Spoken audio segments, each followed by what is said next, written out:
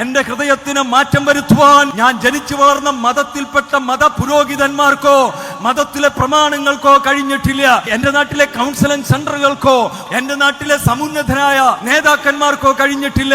നാടിന് വേണ്ടാതിരുന്ന, വീടിന് വേണ്ടാതിരുന്ന, മയക്കുമരുന്നിനടിമയായിരുന്ന, കള്ളിനും കഞ്ചാവിനും അടിമയായിരുന്ന, കൂലിക്ക് തല്ലുവാൻ പോയിരുന്ന, രാത്രിയാമങ്ങളിൽ തെരുവോരങ്ങളിൽ തെരുവ് നായ്ക്കളുടെ ഇടയിൽ അന്തിയിറങ്ങിക്കൊണ്ടിരുന്ന ഒരു ബിജുവുണ്ട് ചുവന്നമണ്ണെന്ന് പറയുന്ന സ്ഥലത്തുണ്ടായിരുന്നു.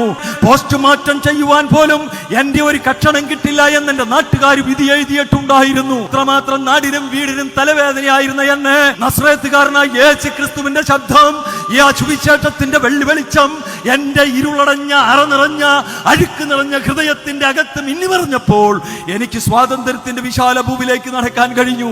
എന്റെ ഹൃദയത്തിന് മാറ്റം വന്നു. കർത്താവായ യേശു ക്രിസ്തുവിനല്ലാതെ പാപിയുടെ ഹൃദയത്തിന് പരിവർത്തനം വരുത്തുവാൻ മറ്റാർക്കും കഴിയില്ല.